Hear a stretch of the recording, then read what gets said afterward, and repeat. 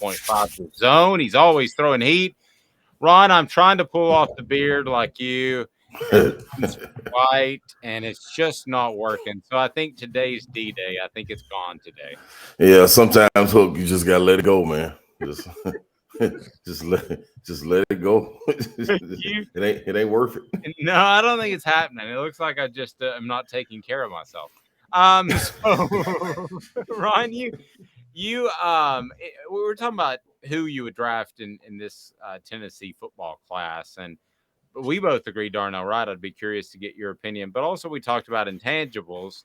Hooker's a great young man. I don't think there's any doubt about that. Hmm. Banks, we got a little bit of a question there. Do pros care about intangibles? You've been in the pros. Do you really care that much, or is it what can you do for me now? Yeah, I think more so when you get to the pros, it's great to be able to have intangibles if you can do something really, really, really well. I think that's what leads to guys having the intangibles and being able to stick around. But you got to be able to do one thing great. If you can key in on that, that's what they need you for because they're always putting together guys. And you look at from basketball to football, all pro sports. When you get involved in doing the intangibles, those are guys that have been able to get 5, 6 years into the league and then kind of add to their game. Or if you come in as that wild card intangible guy, you don't see them last long. You get a couple jet sweeps and things like that where you can make gimmick plays out of them, but they can't last because they can't do one thing really, really good. You look at receivers, if they can line up and beat a guy, then that's different than having to bring them. Or unless they have like skill like Tyreek Hill. Tyreek Hill has fast. He's just speed. You know what I'm saying? So you can't never coach that. You just got to put that on the field somewhere. But you don't get guys like that with speed coming along that often. So you got to take that and then add to his intangibles. But I'm a guy, man. You got to have one thing that you do great, and that's what's gonna keep you now. Okay, so I'm going to ask you this, and I think we can have some fun with this. And it's who will be the standout for Tennessee in the Orange Bowl, or as I call them, the Luca of the Orange Bowl after what he did last night. Good gracious! Yeah, I don't know what got into Luca. I don't know if it's the statue they put out there, dirt. You know what I mean? The European thing. Like I can have my own statue, giving them some motivation or something. But goodness gracious, that was crazy. Well, Let me. let me play the element because I want to show off my Okay. production value. How about that? Here we go. Here we go. Today's tough question: who will be the Luca of the Orange Bowl? We do our research. Have you done your research? We're working like heck. Today's tough question. What's the real debate? You sipping my Soupe Guadalupe? Exclusively on Off the Hook Sports with Dave Hooker and Amanda LaFrada. You drinking my sake, Kimosabi? Oh my God. So after the game last night, best quote ever, Luka Doncic said, quote, "I'm tired as hell." Well, I don't blame you because you scored a career-high 60 points, 21 rebounds, 10 assists. What a performance. What Vol is most likely to be the Luka of the Orange Bowl? I ask you that, Ron Slay, former Vol and just awesome radio show host. Man, look, that's kind of a loaded question, and it could go hand in hand with Joe Milton and Brew McCoy. Okay. And I think Brew could have that effect if given the opportunity, but you got to hit him. You got to hit him with the ball if you're Joe Milton. And by the production of Brew McCoy, that'll allow Joe Milton to have astounding numbers. You know what I'm saying? But outside of them two, you just talking about individuals where it could be based on them. I have to go defense. And I'm an Aaron Beasley guy, man. Him, him and Wesley Walker. I think that star position is key for what they want to do at the University of Tennessee. And I think Beasley, even though he won't have his running mate, and I think he plays well with Banks. I think Beasley, man, is a guy that can take that next step. You know what I'm saying? I heard y'all earlier talking about Byron Young and guys like that. Tyler Barron has all the measurables to be able to do that, but so many questions about his motor and things of that nature. It kind of makes you back away from him a little bit. But Aaron Beasley, that's gonna be my guy, man. See, I like what you said, I'm with you on Beasley too. I love the way that guy works. I like what you said on Brew as well. We've talked so much about Jalen Hyatt and Cedric Tillman not being there. We've kind of left out the fact that Brew McCoy, I've talked to college scouts. He is, or NFL scouts, excuse me. He is the most well-rounded of the three of those receivers as far as a skill set. So I could definitely see him having a big game in the Orange Bowl. Yeah, he's electric, man. You know what I mean? Like, and in this type of offense where the ball is going to be in the air, you got to love a guy like Brew who attacks the ball. Like, very seldom do you see him, even when he runs a little hitch or something, does he let the ball come to him. He goes and attacks the ball. When he gets the ball in his hand, he never lets tacklers get to him. He goes and attacks the tackler. You know, and if he's running at an angle and somebody got an angle at him, he doesn't keep running to let them create the angle. He goes into the angle. You know what I'm saying? So Brew is a guy, man, I love. Kind of put you in the mindset of a guy like Anquan Bolden. You take the top speed off a guy like DK Metcalf. That's who Brew kind of reminds me of, man. Like, man, he's dangerous. Like, he plays violently, you know, and you don't really get to see that a lot of times, especially in college at the receiver spot. You kind of see people evolve into that once they get to the league.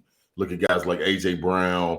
He was able to do that once he got to the league, really just start being aggressive and intense coming out of his breaks. Brew does that already. Like, there's a lot of times I think it could have been called on him pass interference because of the way that he gets separation from his guy in those little short bursts. Also, you look at when they were throwing screens and things of that nature, who was out there blocking? Yeah. There was always Brew out there attacking guys. So he's a guy, man, that can do a whole lot. I expect to see a lot of him next year. The whole thing is, can they get him the ball? That's the thing. Like, the over-the-head passes and passes in the dirt, like, got to put the ball in his hands, man. He's going to make something special happen. Ron, you really had to hurt my gut by saying AJ Brown, because I'm a hardcore fan, and I was saying last year that he was our most valuable player before Derrick Henry got hurt, and it ended up being proven. And then we let him walk this year. Sorry, that's going to make my blood pressure boil. Hey man, who you like? Listen, I'm dealing with it day in and day out, man, Caleb. So I totally understand. It's just, man, you think of somebody with that build, Brew. You look at Brew's build, man. I don't see many college guys out there with that type of build on them. Like, dudes, he different. You know what I'm saying? No, he.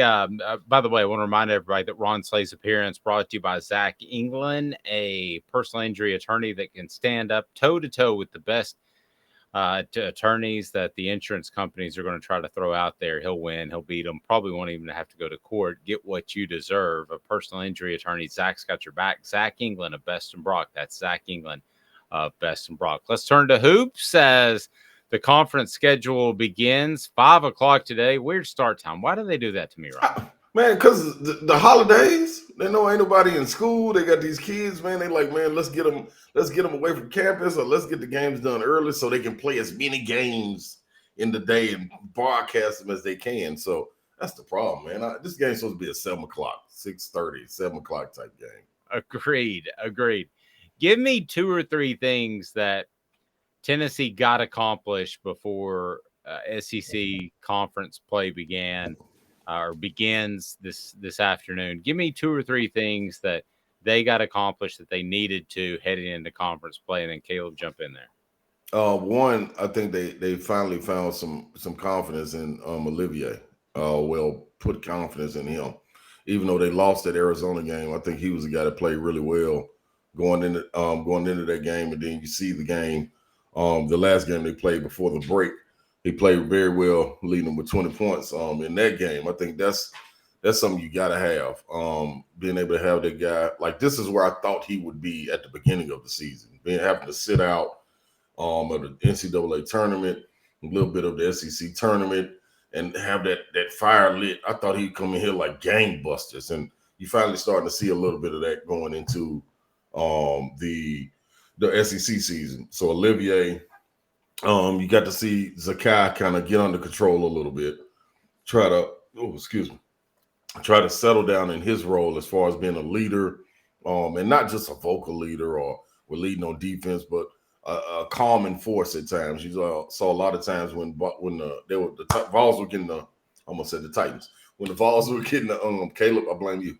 When the Vols would get an offensive rebound and they would kick it back out instead of taking a three with under about 4 or 5 minutes left in the second half, he would pull it back out, tell everybody calm down, not necessarily look at Coach Barnes and try to get everybody in the set to move, get some movement and run some clock and get an easy bucket. So him finding his lanes where to get his little buckets, you saw that in the Arizona game too. I thought there was even in that loss, man, there was a lot of bright spots.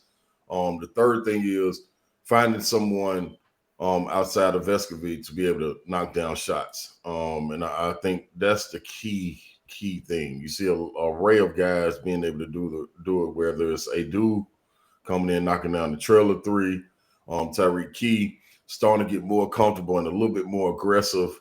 Zakai, of course, knocking down shots. But Meshack, I think Meshack is a big bright spot going into SEC play that you're going to be able to count on. His confidence has really grown. You can see the work he put in the offseason, leading into the season, the play that he's gotten, the opportunity he's gotten with this play. He's been able to progress throughout the season, and it's real good to see. And that's, not counting out guys like Julian Phillips. They are who they are. I expect him to come along as he is and, have outbursts here and there, like 2 or 3 game stretches where he takes over in the SEC, then have a 2 or 3 game stretch where he has to figure it out. It's different when that film gets out in the SEC. So those are 3 things, man. Those are 3 keys as far as people that I think you rely on going to the SEC play. Ron, I feel like in this game against Ole Miss, and correct me if I'm wrong, like I feel like this is a game where you really need the bigs to step up because Kermit Davis runs that matchup zone that is just so, it's so difficult to get around, and I think there's going to be a lot of chances for offensive rebounds in this one. Yeah, and then you want to use your length, period. Make sure. I think the key thing with playing a Kermit team, Coach Davis, you got to have defensive balance. You got to be sure that when that shot is taken, 2 of your guards are back because they want to run. They want to get that ball and get out and run and use that to their advantage. But while trying to do that, they don't do a great job of boxing out. You know what I'm saying? They got a lot of guards out there on the floor. A couple of them are physical enough to put a body on somebody, but they don't have the bigs to go with us. We got 4 guys that can rotate in and everybody go eat the boards, especially when Olivier gets aggressive and starts going offensive boards. Like, it's a difference, man. So they got to be able to use that. You got to be able to use Euros. You got to be able to use guys, even if you don't get the ball, make somebody have to put 2 bodies on you to box out, which will free somebody else up to get to the board and come up with it and take good shots. I think that's going to be key, going on the road, taking quality shots, especially early, to take them out of it. Don't give them confidence. And understand you can play the way you want to play. And I don't see nothing wrong with feeding the ball inside. I know with us, Tennessee, we like to shoot the 3. We like to get guys cutting and things of that nature. Not really a team that really goes to the block when it's a size advantage for us. We do better when we're playing same size guys, like, 7-footers on 7-footers, or 6'9" on 6'9", things of that nature. I like to see us take advantage of getting guys on the block, but that comes with guys being aggressive in the post, being able to trust that the guards are going to get it to them, and then taking time to do a move. Yeah, I think I totally agree. Now, here's a real question. This is the serious question of the day. It's Ole Miss. We know what happened at Ole Miss in 2019. We know what happened in Knoxville in 2021. Yes or no, will there be trash thrown onto the court tonight? I think, listen, man. Hey, I think you got a good chance of it not being, because it's the first regular season game. Students aren't there. Won't be. It shouldn't be a packed house. So it's gonna be interesting. I mean, to keep in play with everything. If I was a fan, I would go there and just throw a bottle and leave. Just to make sure we keep the tradition alive. Yeah, we got to keep the tradition alive, man. This is what it is. We throw things out here. So, and every fan base does it in the SEC, just to let the people know. Yeah. That's as long as Lane Kiffin's there, that's like I think Tennessee's sixth rival. Would that be right? You got Alabama, just in general, you got Alabama, Georgia, Kentucky, and all these different sports. But as long as Lane Kiffin's there, it's like Tennessee's sixth, seventh, or eighth rivals. Tennessee has more rivals Yes, they do. than any school in the country. Yes, they do. Because everybody, first of all, everybody wants to spank us, you know what I mean? Get us when we down. But the problem with Lane Kiffin, they're more like a back alley rivalry. You know what I'm saying? This is one of those on the weekend when you're cleaning up the house, you got to go back there. Hey, man, take this trash out. When you take the trash out, he's that alley cat that's back there torching and knocking over trash cans. You trying to get a broom to knock him out the way. Like he just really a pest. Like he don't really cause no havoc. He just all I got to do is take the trash can on the inside of the fence. Everything will be fine. But I leave it outside just for him so I can see him with the broom and smack him. Every opportunity I get to smack him. Anytime you see he's an alley cat. That's what he is. He's like an alley cat, a pestering alley cat. That's what Lane Kiffin is. Nice. Now, you know as well as I do that Tennessee wants to control the pace, and that's what they're going to try to do. I would think the rest of the year. As far as the pace of play, what do you make of it right now? Would you like it to be a little bit more up tempo, or are you good with it, or that's just where we are? Yeah, I would love for it to be more up tempo if the guys are going to be aggressive when it is up tempo. You're not just running just to run. Like when you get the ball up, you got to play. You got to play with freedom. If you are a shooter and you get the ball on the wing, it's a 2-on-1 or a 3-on-2.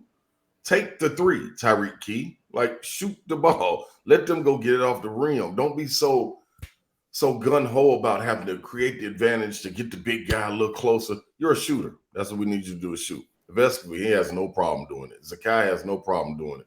When Josiah comes back, he makes good decisions. So it's just about getting the guys like Meshack, Phillips, Tyreek Key, getting all these guys to understand exactly what you're supposed to be doing and where are you going when you're running.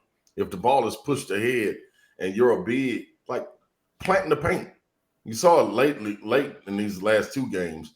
Get some position in the paint, man, to make people understand that you got to suck this defense in. And once they are, you're going to create a skip pass where guys that are running the lane be able to knock it down. So you got to run with freedom, man, and be able to go and score. Don't just be running just to run like we in practice going dummy offense where we're 5-on-0. We're trying to work the ball around, swing. And you're running to score, to put pressure on the defense. And if you understand that, then I think it's fine. But if not, then we're going to play like the University of Virginia and just keep on going all the way down in the shot clock. And like that's a boring style of play, man. And you got too many guys on their team. You ought to have 7 to 8 guys playing every game, maybe even 9, where you can get up and down and you can increase pressure and the pace of play on both ends of the floor. So you think that, and by the way, Ron's appearance, again, brought to you by Zach England, personal injury attorney in Chattanooga, best of Brock. So you think that Rick Barnes will give them a little bit more rope, a little bit more room to get up and down if they prove they can do it efficiently? Yeah, just don't do dumb stuff. Like don't get the ball and go into a one-on-one and trying to break the guy down and you ain't got nothing and then you just start doing your own thing. Like do what we do, which is we want to score. We want to get the ball inside. If you got an advantage inside, score it. Don't get the ball, get to looking around and trying to figure out, man, go score. Like that's the thing I think where people get a misconception of Coach Barnes, I think, is that he's a stickler, is you do it this way and there ain't no other way. No, man, he wants you to play free. You know what I mean? Do what you can do. If you don't get in here in the game and start doing stuff that we ain't seen you do in practice. You know what I'm saying? I don't need to see you going between the legs with a pull-up jump at the elbow if we've never seen you do that. Anybody, I don't care who it is, like play your game. And that's the thing. I think what gets people thrown off and makes them slow the pace down is you get in there and you get excited and you start doing things that you shouldn't be doing. Like we don't necessarily want to see Jemai Meshack pulling up for 3 in transition. But if he's going to the hole, that's totally different, man. Take off, dunk on somebody, or pull up a little short 12-footer off the glass and knock that down. Or if you're running the lane and the ball's reversed, then shoot that 3. Like, know who you are, man, and play within your your style of play, man, and I think everything will be fine. It's just when guys start doing silly things and they start to compound, somebody take a bad shot, then somebody else take a bad shot, then you get a turnover, and then before you know it, you done gave a 6-0 run to the opponent, then you can't do that, man. Ron, it's interesting. How much has, it's funny because you're right. We talk about Rick Barnes and people think he's a stickler and he seems old school now. But, the concept of if there's a 3-on-1 and you're Tyreek Key, you take the 3 at the top of the key, or that was a foreign concept 20 years ago, 25 years ago. And I mean, I remember your junior year was the year Maryland won the national championship with Gary Williams, who was a Rick Barnes. I got Steve Blake, baby. Yes, that's right. And it seems like that was that right around that time when it started to transition, where to understand where they really changed how you should run a break. Yeah, I think it. See, that's when a little bit of the European game started to trickle down into the American game. As far as if you're getting on a 3-on-2 break, you would always have a guy running that's a shooter to keep the floor spaced, where one of the defenders would have to be accountable with him, which you would create a 2-on-1 with the guy running the lane and the ball handler. So that right there was, you had a guy like Juan Dixon being able to pull up mid-range or 3-point line, and you had, imagine the guys that they had going to hit the boards. You had Lonnie Baxter, Chris Wilcox.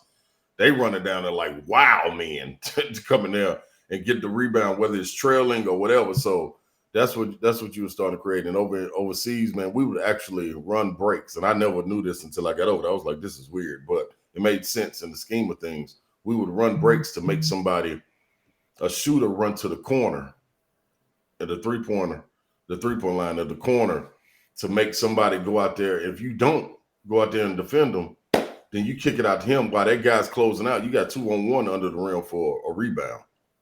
And the odds of you getting that rebound are likely. But whoever that shooter is got to shoot as soon as you get the ball, or you're going to put us at a disadvantage because everybody else is coming back, trailing the play to kind of get in play. And then, a corner shot, rebound bounces off, and then you off to the races. So you got to hurry up and get that shot up. So that's the thing. You have to bust your butt, get to the corner.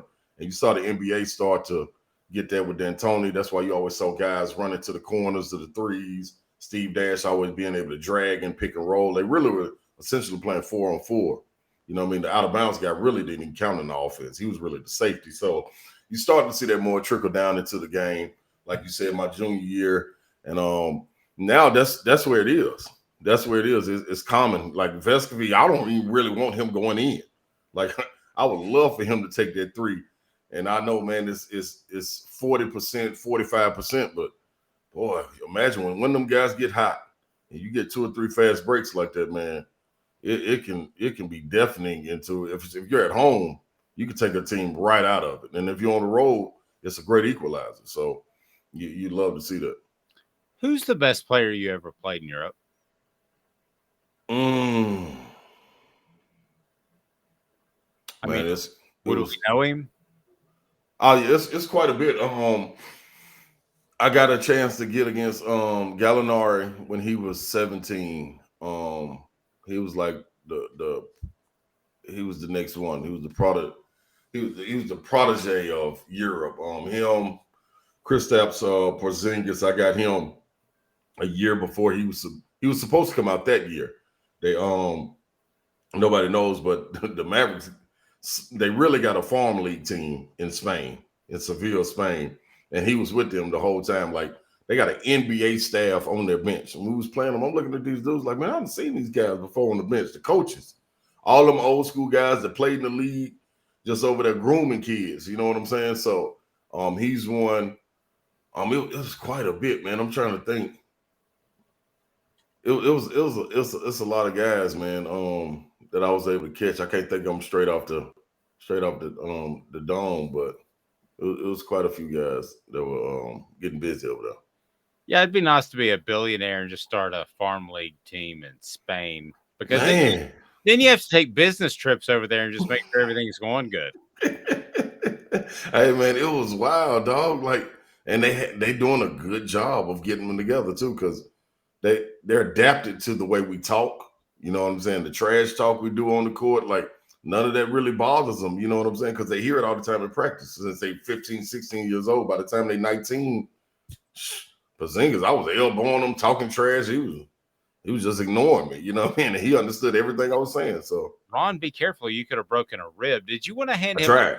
Did you want to hand him a sandwich after the game was over? That's the skinniest dude I have ever seen. Hey man, but guess what, Hook? He's so long. Like, Yeah. man, I remember it was a play before the half. I was boxing out. I think we were up 1, and they were shooting the second of 2 free throws. I'm boxing him out next to me on my left side, and the ball goes up, and I know I got him boxed. And I mean, I'm going into him, big body. I'm about 255 at this time. Body, boom, banging him. Man, this man reached over me with all that banging, just reached over me, got the ball, tipped it back in. They went up 1 at the half. I'm like, hey, man, that ain't nothing. And like 7-2 is 7-2. I don't care how much bodying you do or anything, man. He seemed skinny, but he had his body down low, waist below, like he had a sturdy foundation on him. Yeah, it's weird. It's weird to explain, man, because he is skinny as hell. It's just 7-2. Any way you want to cut it. It don't even matter. I think Caleb can correct me on this, but I think the line's 8, Tennessee by 8. Is that right, Caleb? So what do you think, Ron, for entertainment purposes only? What do you see out there? I think they cover. I think they only give up probably about 51, 52 points to Ole Miss. I'll be shocked if I wouldn't be shocked. If Morrell was able to get off against Tennessee early, I think that could put that in harm's way. But if they hold him in check, and he's a guy really just letting it fly from everywhere, you just hold him in check, everybody else kind of falls in. You know, that's the only guy. I think maybe one more guy scoring in double figures for them. But they play 10 guys. And I'm interested to see if that shrinks down going into SEC play. But yeah, I think Tennessee, they just go out there and play their game, focus in on defense, regardless if they're hitting shots. Like we said, they should be able to get to the foul line and hit the offensive boards to kind of keep this game in hand. And I think they definitely cover. All right, buddy. I hope you had a fantastic Christmas. Have a great New Year, and we will talk to you soon. Most definitely. Appreciate it, y'all.